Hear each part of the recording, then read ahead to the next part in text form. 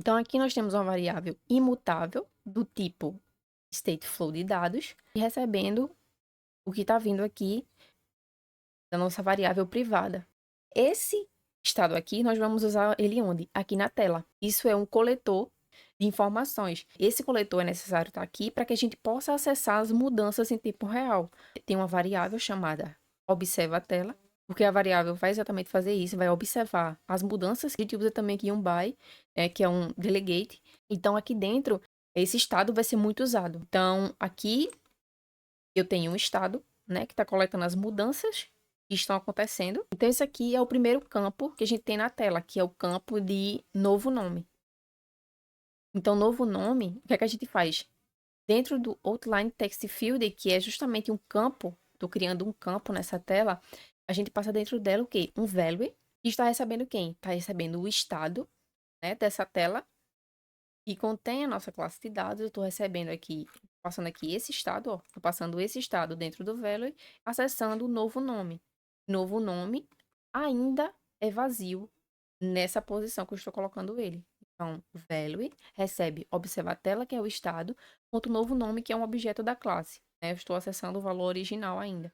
Quando a gente faz aqui um value change, a gente vai mudar os valores. Então, quando eu adicionar qualquer coisa no campo, qualquer texto no campo, mudança nome será acionado.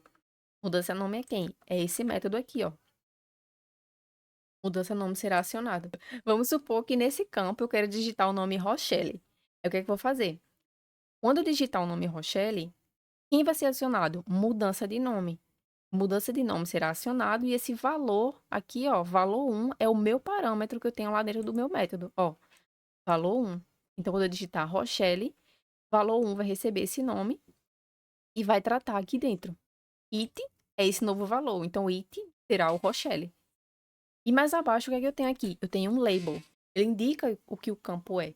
No caso, se eu quero um campo para digitar um nome, eu coloco lá, digite seu nome. Então, quando eu clicar dentro do campo, digite seu nome, vai subir, vai ficar nas bordinhas. Eu vou mostrar aqui para vocês quando eu executar o aplicativo. Vai ficar nas bordinhas. E aqui temos também o max lines. A gente definir que eu quero só uma linha, né, no nome, na horizontal. Mas uma observação. Esse max line, por si só, ele não limita os campos, tá? Porque, por exemplo, se eu deixo ele dessa maneira, quando eu clicar, fizer muitos textos, o texto não vai quebrar a linha, ele vai ficar extenso para os lados, né? Porque eu quero só uma linha. Mas isso não limita o campo. O que vai limitar o campo é quando a gente fizer alguma lógica e, por exemplo, ó, o nome pode ter até 10 caracteres. Quando chegar em 10 caracteres, o campo já não estende mais. Mas para um aplicativo de estudos, esse exemplo aqui funciona muito bem. Então, aqui eu tenho também o modifier, que é para modificar a largura desse campo. Então, aqui eu tenho também um campo novo texto, né? Esse campo, ele vai fazer o quê? Dentro dele, eu passei um value, que também está pegando o estado da tela e acessando o objeto da nossa classe, que ainda é vazio. Como vocês podem ver aqui, ele é uma string vazia.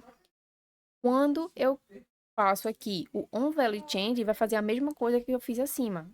O viewModel vai acessar o método e vai passar o que foi digitado no campo para o parâmetro. Né? Que o parâmetro aqui, o it vai receber esse novo valor. Se eu digitei, de novo, sei lá, se eu digitei Cris será recebido por esse método aqui, ó. Tá vendo? Valor 2. Então, mais abaixo eu tenho o quê? Eu tenho um placeholder. Esse placeholder. O placeholder, ele é como se fosse uma dica que fica dentro do campo. Serve para exemplificar o que você vai inserir no campo. É mais ou menos isso. Aí você pode perguntar, qual a diferença dele para o label? Quando você toca no campo, você digita alguma coisa, o nome automaticamente ele vai ficar nas bordas, né? Essa dicasinha que eu tô vendo aqui, você tá vendo aqui, ó. O que você está pensando vai ficar nas bordas do campo.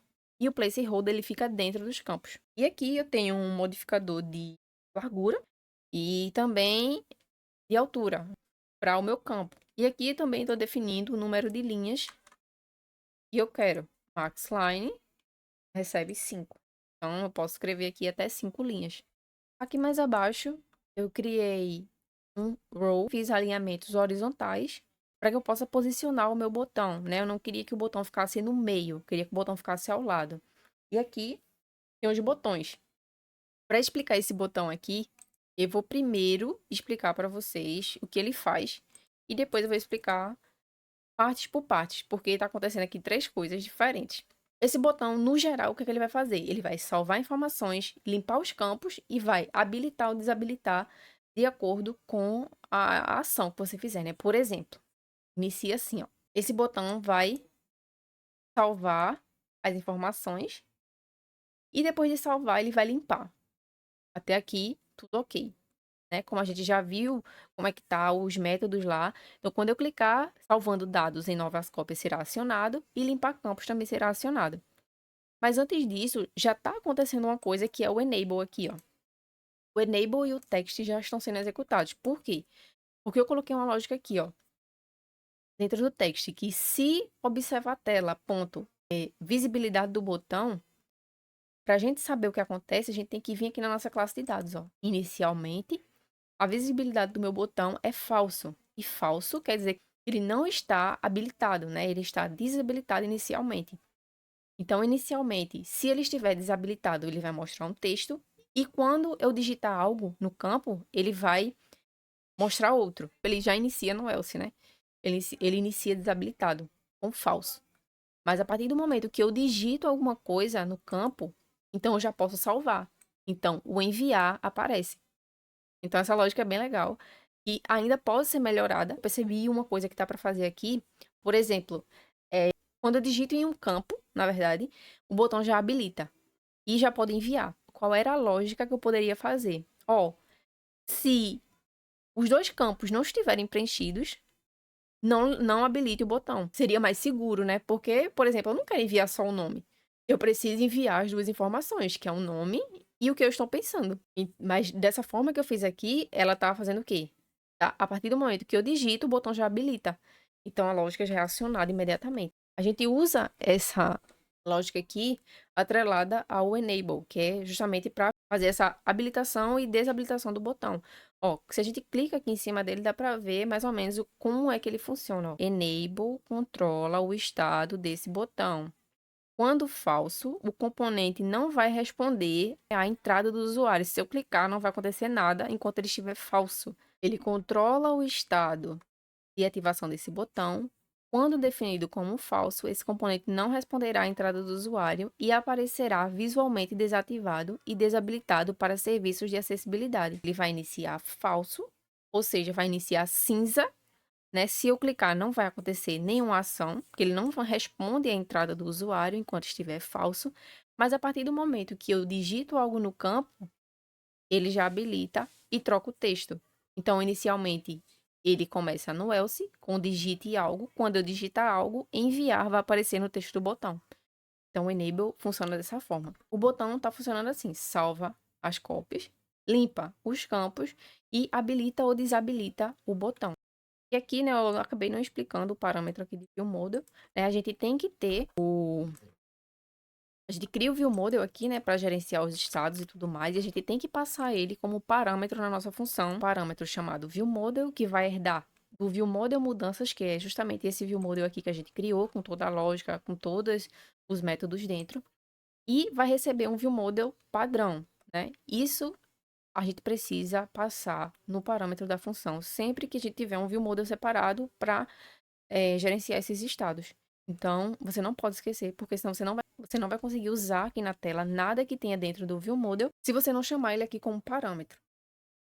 Né? Eu só tenho acesso aqui aos métodos e a tudo mais, porque eu criei esse parâmetro aqui, ó.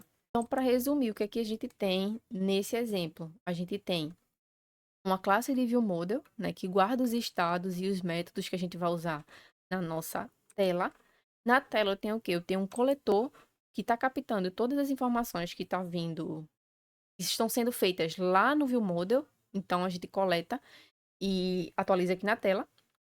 Nessa tela eu tenho o quê? Eu tenho uma coluna com o texto inicial, tenho espaços, tenho aqui dois campos, né, onde a gente vai salvar as informações, ó, que são seu nome e seu status. E de onde vem essas informações? Vai vir aqui, ó, vai vir dos campos, do campo de novo nome e do campo de novo texto. Como é que eu vou enviar essas informações? Através de um botão, que ele está fazendo o quê? Salvando os dados em novas cópias e limpando os campos. E também fazendo essa essa mudança de habilitado e desabilitado de acordo com a minha ação nos campos, né? Então, o contexto geral do código é esse. Então, eu vou rodar aqui para vocês verem como é que está funcionando.